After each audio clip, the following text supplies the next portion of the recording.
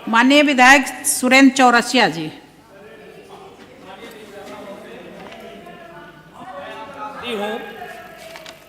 कि आपने उत्तर प्रदेश के अब तक के सबसे बड़े बजट पर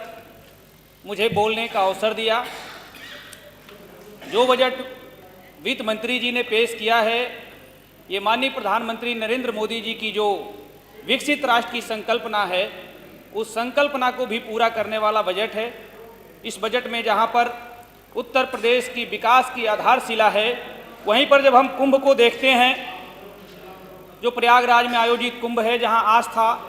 एकता और विश्वास का कुंभ है, वहीं सरकार की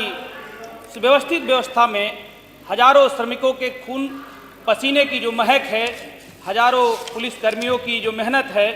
वो मेहनत दिखाई देती है।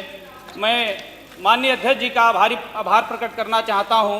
कि हम पूर्वांचल से आते हैं। पूर्वांचल की जो भोजपुरी भाषा है, उस भाषा को भी विधानसभा में जो महत्व मिला है, उसके लिए भी हम लोग और पूर्वांचल के लोग माननीय अध्यक्ष जी को धन्यवाद देना चाहते हैं। मैं जो हमारी विधानसभा है, रामपुर कारखाना देवरिया, जहाँ की महान जनता ने हमको चुनकर भेजा है, 3 सालों में जो सरकार की बजट रही 22 के बाद की, उस बजट में जहाँ पर दर्जनों बड़ी सड़क, सैकड़ों ट्रांसफार्मर, बिजली, पानी, चिकित्सा और स्वास्थ्य के माध्यम से, शिक्षा के माध्यम से हम अपनी विधानसभा को जहां समृद्धशाली बनाने के लिए काम कर रहे हैं, जहां पर उत्तर प्रदेश को हम विकास की नई धारा, चाहे वो एक्सप्रेसवे हो, सड़कों का जाल हो, विद्यालय हो, शिक्षा हो, इन सब क्षेत्रों में जहां सरकार काम कर रही है, वहीं हम लोग अपने विधानसभा को कैसे विकास के रास्ते पर आगे ले जाएं, उसके लिए लगातार काम कर रहे हैं। तो मैं सरकार का ध्यान अपने क्षेत्र की कुछ समस्याओं की ओर आकृष्ट कराना चाहता हूं कि हमारे क्षेत्र में एक सोनू घाट महुआनी मार्ग है, जहां पर रेलवे क्रॉसिंग है, जहां पर हमेशा जाम की समस्या बनी रहती है। तो वहां पर यदि एक फ्लाईओवर बना दिया जाए, एक ऊपरिगामी सेतु बना दिया जाए, तो इस सेतु के बनने से लोगों के यातायात में सुगमता आएगी। एक पूरे प्रदेश की समस्या है, मैं आपसे उस तरफ ध्यान आकृष्ट कराना चाहता हूं कि जो हमारे लोगों की दुर्घटना के बाद जो पोस्टमार्टम होती है, उसका समय सीमा है 2 बजे से 5 बजे तक।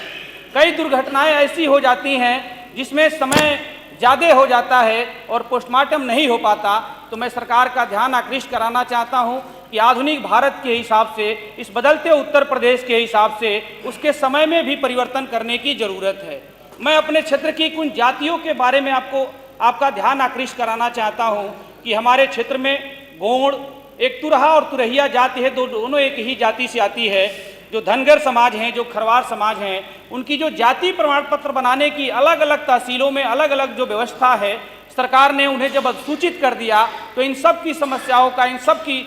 जाति प्रमाण पत्र बनाने में एक जैसा भाव होना चाहिए। तो मैं सरकार से इस तरफ ध्यान आकृष्ट कराना चाहता हूं कि इस पर ध्यान देते हुए सभी तहसीलों को निर्देश जारी किया जाए कि इन जातियों की, जिनके जाति सर्टिफिकेट बनाने में काफ़ी कठिनाई झेलनी पड़ रही है, उसमें सरलता लाने का काम किया जाए। मैं सरकार से ये मांग करता हूं कि हमारे विधानसभा क्षेत्र में एक राजकीय महिला इंटर कॉलेज बनाकर और बेड़ बढ़ाने का काम किया जाए। हमारा जो क्षेत्र है, जहाँ पर कई दर्जन ऐसे गांव हैं जहां सब्जी की खेती बहुतायत संख्या में होती है, लेकिन हम उन सब्जियों को अच्छे मार्केट तक नहीं ले जा पाते। तो मैं सरकार से ये मांग करता हूं कि एक फूड प्रोसेसिंग यूनिट लगाकर उन किसानों के फसलों को कैसे उचित दाम पर हम बेच पाएँ, इसके लिए भी सरकार को विचार करना चाहिए।